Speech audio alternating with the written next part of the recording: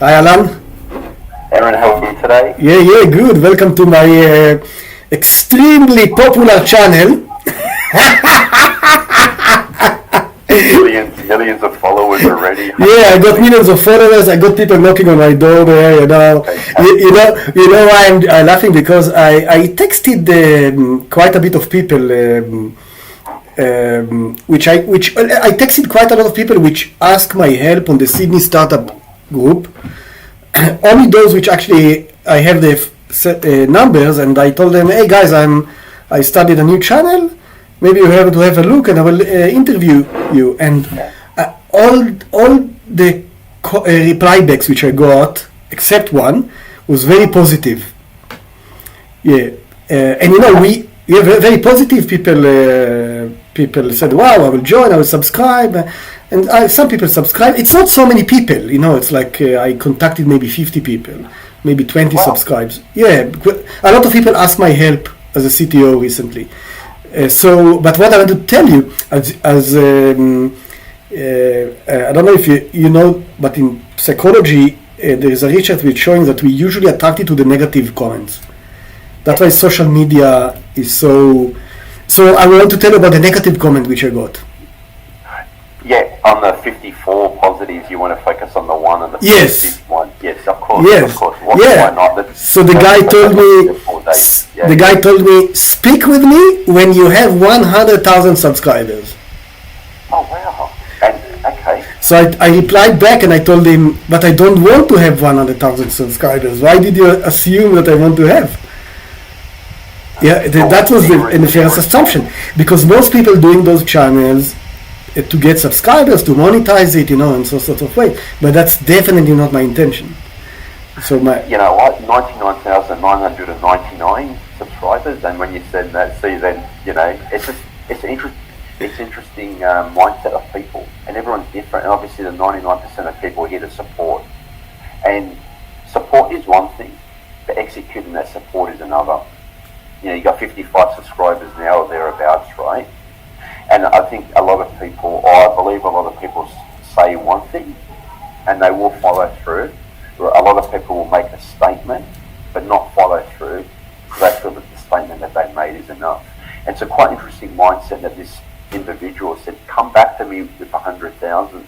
So the question is, the psychology of that statement, what did it actually really mean? And obviously he's not on this video call now, so we don't know. I'm not going to make any assumptions. But I'm not sure if it means that he's trying to validate his brand awareness. He's trying to validate who you are, and therefore when he gets to you or you get to him, he's going to skyrocket you from 100,000 to 1 million, because his branding is perceived that he could actually do a tenfold return. Who knows? Yeah, maybe that's when you right. get to that, you will find out. That's right. So, what do you think about the Sydney startups ecosystem? I'm curious. Yeah. Well, I think obviously everything that I say is an opinion. Some things might be factual, and from first-hand experience. Look, I've been in this ecosystem since about 2016, 2017. I've seen it grow. I haven't seen it fully mature. I believe we're still doing things that we were doing 7-8 years ago. And what I mean by that is, we all say that we want to support, but I don't see the growing success or the nurturing or that support coming through in a wholesale way. I think there's small stories, small successes. And I've been to many networking events, I've met many people, I'm very fortunate. I hear a lot of people say they want, but they never do. And that's a repeat that I've seen for many years, and you smile about that. Obviously, Aaron, you've had that first-hand experience yourself. So in Sydney, yeah, we're fantastic. We've got all the technology in the world. We're blessed with that. But really, what are people doing with that? And what do people actually mean when they say they do want to connect with you and they do want to say something with you? I find it very different from here to what people say versus to, again, I've been very fortunate in my journey, to those that come from overseas or have a global mindset on how they execute that next conversation. Huge difference. Wow, you touched exactly the thing which is my soft point and my maybe criticism of the Sydney startups culture. So first of all, I'm really happy here. I have experiences from a lot of ecosystems, quite deep experiences, because I lived in Finland for a year. I'm quite involved in what's going on in Finland. I'm quite involved with what's going on in Israel. I was quite active in Russia before the war, with developers and founders there. So I was there maybe 5 or 6 times. So that's another place which I quite and I lived in New Zealand for 17 years. So I know New Zealand very, very well, and I'm quite active. Fact is, I'm administrating the New Zealand startups group on Facebook, so it says something, and some other groups. So in total, I really, really like the ecosystem in Sydney. Otherwise, I wouldn't be here. And one of the really fascinating things for me to see that people here have really good ideas, quite risk-taking ideas, which are, in my eyes, are very, very, they're leading the industry in terms of ideas. Things which I didn't see in other places, even not in Israel. In Israel, it's a startup nation. The startup culture is so developed. Like per capita, it's probably per capita. I think it's 2 times more than the U.S. But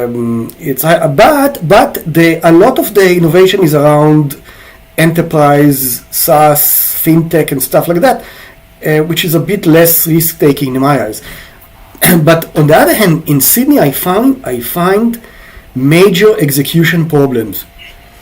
I'm saying major. I don't know if I told you, Alan, but I'm managing my connections analytically on a CRM style of system. Oh yeah.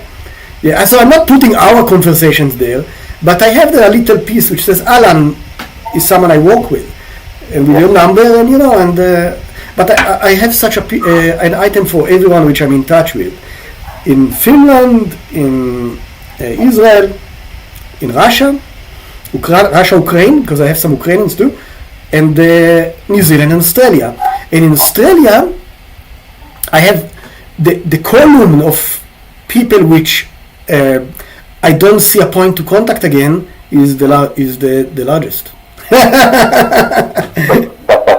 That's no surprise, and we can always get commentary on this because everyone has different experiences in the Sydney ecosystem, and as this conversation eventually goes to air, gets published, I want to hear stories of the opposite, because in my experience, and unfortunately, I have to agree with you that list of people that say they will and they don't way out exceeds any other country or people that I've worked with or tried to collaborate with.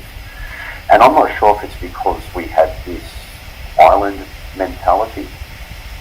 We try to protect what we have here. I mean, we're 26, 27 million inhabitants. People feel that they want to collaborate, but they don't. They're scared that you're going to get into their turf or whatever the saying may be. But there's plenty of great talent here. There's also plenty of customers here. Yeah, that's right. Amazing customers. And we as a nation are in the top 20 in GDP. So there is money. Obviously, it's cyclical. You're going to have your ups and downs. I really feel that people, maybe that tall poppy syndrome. We've touched in our private conversation as well. Maybe that tall poppy syndrome comes into play here in Sydney. But I think we need to relax our mindset by saying if people are asking for help, it means that they're wanting it. And if we can provide that help, and we want to, we should. It's not going to inhibit on cash flow. It's not going to inhibit on your business. No one's going to take your idea away. We all know what it's like to do a startup. You've only got time and energy for one at a time. No one's going to steal that idea and go off and build what you're trying to do. And I think we need to bring down that mindset and really connect and collaborate and be a cheerleader for everyone. It doesn't matter what stage or age, where they're at in their idea, business, mature, incubation. Let's create an ecosystem that showcases that we're here for everyone who wants to be part of that, and let's push them and push forward and up we go. Yeah, in my experience, it's related to lots of people trying to get fast gain. And I'm not sure if it's related to the fact that Australia is a mining country. You know, you dig in the ground, get gold, oil, whatever it is, and that's it, and I'm rich, which is quite short-term thinking. Because what I know from the startup culture, the fact that I'm in touch, still in touch, and getting help and assisting people from Israel, which I met 20 years ago, because I left Israel 20 years ago, and still in touch, and there's no transaction there. There's no money transaction, there's no equity transaction. And same for Finland. I have a small group of people, and nobody's expecting anything, any fast gain. I think it's about that, to understand that I got a lot of requests in Sydney, which were like either trying to sell me something fast, and if I don't buy it now, okay, I'm not even bothering to answer your text from now on, which is, in my eyes, it's quite weird, it's quite rude, and basically it means that I'm not interested anymore. Or people which try to use me almost as a resource, in funny ways sometimes. Even that I'm ready to. So when I'm helping people, I'm asking first of all, what are you doing, and then asking, what do you want to achieve from this relationship? You know, do you want to hire me? Do you want? Now, if they tell me no, I want something free, then. But if they tell me, like what you did, basically, I want to give you something. So then usually I'll say, no, I don't want anything. So it's almost like a test, you know. If someone is not willing to give anything, I'm saying to myself, why do I want to work with such a guy? But if someone is willing to give, I'm saying, but I don't want anything. I'm ready to swap skills and to so that's my experience. Look, I'll add something to what you were saying earlier on about your open relationship, say in Israel, in this example, 20 years ago, you connected with individuals, and doesn't mean you're talking to them every year or every month, right? It could be once every 2 years, or maybe once in 5 years. That's the fact that you made that connection very early on has value in it, right? And people remember that value. But in Australia, again, in my experience, I feel that every connection has an expiry date. And if you don't hear from someone for a while, they don't want to be part of your ecosystem. I'm not saying they get offended or upset. I'm not talking about that. But there's something in the Australian mindset that if you haven't heard from someone in 6 months, they drop off. And if you do try to reconnect with them in month 7, month 8, you say, you know, hey, yeah, it's been a while. You know, I'd love to reconnect, give you an update. It's like they're cold on you, and the response is zero. But for me personally, I always say to people, my invitation to them to reach out to me is in perpetuity. It can be in 1 year's time or 10 years' time.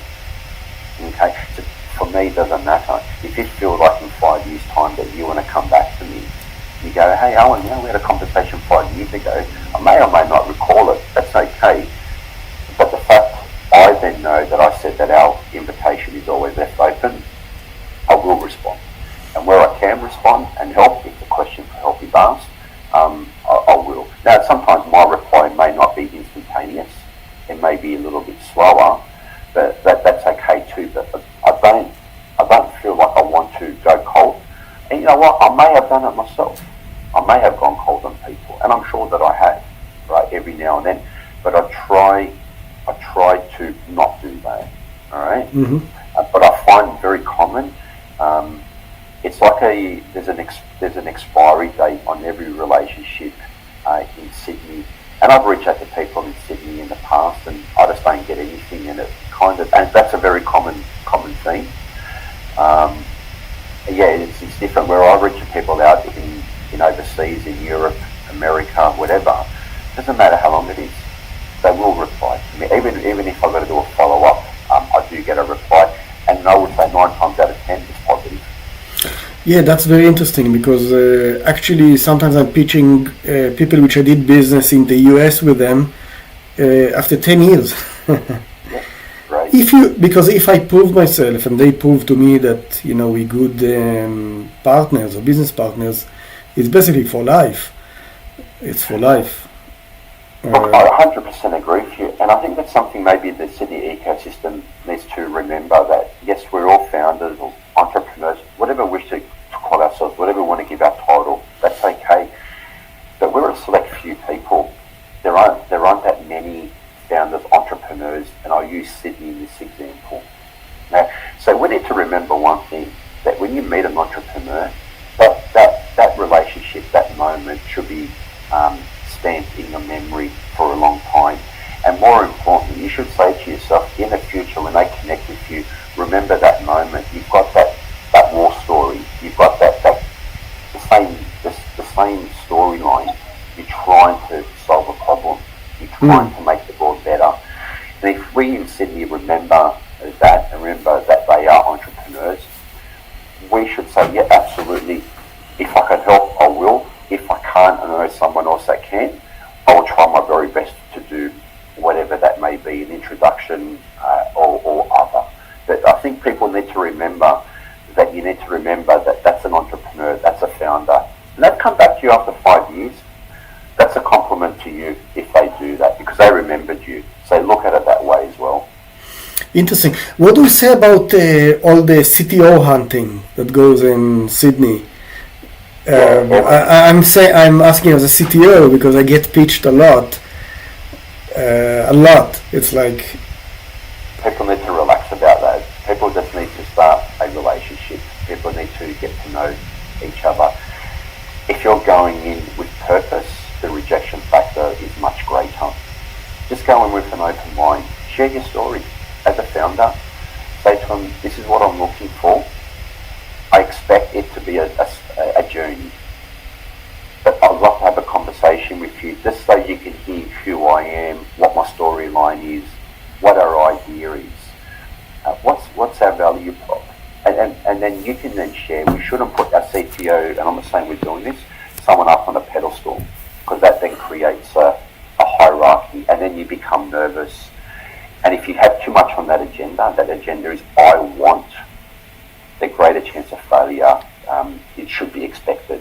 However, if you go into a conversation with saying, I want to hear your story, and then I want love for you to hear my story, out of those two stories, thoughts and comments and potential opportunities could grow out of that. But if you're going to go in there with that mindset, say, I want to meet a CTO tonight and I'm going to pitch that CTO, if you get rejected, you're going to be shattered. Just go in with a very open mind. People in Sydney just need to say, what are the chances of finding the ideal person? Very low. How do we change that? Have an open mind, open conversation. It will come. It may not happen overnight. It will happen. It could take years. That's okay. That's just the nature of the beast. As you're saying, maybe we're very transactional in our mindset. These type of teams and these type of individuals and relationships do take time, and you need to be mature at the time that the CTO wants to incorporate themselves into your startup. They may not say it to you, but sometimes the way you present may not be so mature as well. That's okay. We're all on the pathway. Just approach it in a soft, story, subtle way, and eventually you'll find the ideal people around you that will help your idea grow, prosper, and hopefully change your world for better. Yeah, I agree with you. In my eyes, as a CTO, I get pitched a lot, quite a lot, because people are looking for CTOs, and CTOs are quite rare. And I found two, in my eyes, odd things. The first one that I've been pitched, and then if I'm saying something which they don't like, for example, or they don't accept, it could be something even small, something like, I think the idea needs to be revised, or I think that no point to discuss the technology yet, or something like that. So they told me, okay, so you're not interested, okay, and then they disappear. But in my eyes, this already shows that I did the right thing not to get involved with that person, because it's a long-term journey. I'm entering my fifth CTO role here in Sydney, and all of them are people which I had some kind of longer interaction before that, either as an advisor or I did a project for them for payment, a small one, or something, you know. It was never like out of the blue someone popping and saying, oh, I have this amazing new Facebook idea and I'm looking for CTO do you know Java? You know, it's like, whoa, no, I don't know Java, but, so thank you and we'll be in touch. You know, even that I know Java, yeah, but it doesn't matter. So it is long term, and I want to speak with people, you know, and to get to know them before I even do something with them. But also, and the second phenomena which I saw is unrealistic terms, completely unrealistic terms, which is it's all, you know. I did a video, especially on that in the channel. If you're in a markets buy, if you're in a buyer's market, you're in a buyer's market, you're not inflating your price. Okay, it's the buyer's market. So there are not a lot of CTOs. If someone coming to me and telling me, I will not pay you any money, and we start a company, and you will be vested in 4 years' time, 5%. But build all the technology, and I'm scratching my head and I'm saying, where is this guy living? You know, on the moon or something? You know, like that's not how you build companies. You know, that's not how you build companies, by trying to get someone to build you something for free for small equity. You know, it doesn't work like that. Well, sorry, Aaron, I was going to say this. You come back into it. I think as well when someone's throwing terms at you, that in itself is, I wouldn't use the word red flag, but how do they perceive you? But I'll let you go. Yeah, that's right. That's right. Please, yeah, that's exactly. You managed to summarize what I just said in just one. It's exactly, if someone throwing terms on you, it's a red flag. You need to develop the company together, especially if it's an early stage. If it's an existing company, it's a completely different story. But then the company should have enough money to be able to pay. So that's a different story. Yeah, look, I agree, and I think it's also the mindset of the individual. And you know, I'm a non-tech co-founder, and I'm sure I've said silly things along the way as well to people who have, you know, development skills and are very well versed in that space, because these people bring your idea to life. And I call them artists. You know, they're artistic individuals. Founders have an idea, and you guys bring it to life, and then people visually see the end result in a way that humans can actually understand it visually. But behind the scene, you've got all your code and your lines of code, which very few people understand. That people don't want to look at that; they want to visually see the end. So I actually call you guys artists, right? In a great way, and we need artists to bring it to life. You know, I can only share my thoughts, but I don't know how to develop it, design it. And these low code, no code, whatever platforms are great. I'm not that type of person that can sit there and then build it out. So we all need one another. And my point on that is, it's not about terms and term sheets. It's about saying, here are my strengths, here are my vulnerabilities, here are my weaknesses, and I need someone to complement that. And let's come together into this journey, and let's see where this journey takes us. Yeah, well, of course we're all going to protect our own interests. That's fine. But it's how you word it, it's how you have that conversation piece. And as you were saying earlier on, if you know people and you build up that relationship, the conversation's a lot softer. And maybe people that are coming in and talking to you and trying to start creating this legal jargon or this legal terminology to you, they're probably relatively new in the ecosystem, and they're trying to show that they know what they're talking about or know what they're doing. But underneath that, they're probably nervous as, you know. So my point there is, just be yourself and basically saying, hey, this is all new to me. I don't know what I'm doing. I've been given some advice. I think it's right. Let's explore it. And if we're not too sure, let's work out a middle ground and make sure we've got a good entry clause and a very safe exit clause. And word it in a way that's mutually respectful to one another. And that's something that, I'm saying in Sydney because we're focusing on Sydney here. People need to realise that it's a journey, and it could be 7 years, it could be 10 years. I don't know. Exactly. Yeah. I don't know. But what I do know, there'll be people that will be coming and going. Your first CTO doesn't necessarily mean they have to be your last CTO. It could be your starting block, and maybe that's the conversation piece. We're at the beginning of our journey. You may or may not be here. We don't know. Let's find out, and again, let's reward each and every person along that way. And if they do need to move on for whatever reason, fantastic. But each person served a journey point that's allowed you to get to that next level, so on and so forth. So this is things that I've learned. Have a different mindset, a different approach. So when you're writing your autobiography, people in your life might be there for a day, might be there for a month, might be there for a year, maybe 10 years. Accept the accepted is my point of each person. Oh, great. Let's summarize this discussion. Each one of us will say 3 words, how we summarize this discussion about the Sydney startups ecosystem and what can be improved. Excellent, learning, maturity. Nice. Okay, so mine would be collaboration, long-term relationships, and thinking outside of the box. Agree. Together, it sounds like a good plan. Thank you, Allan. You're welcome. Yeah, see you later. Bye-bye. Bye.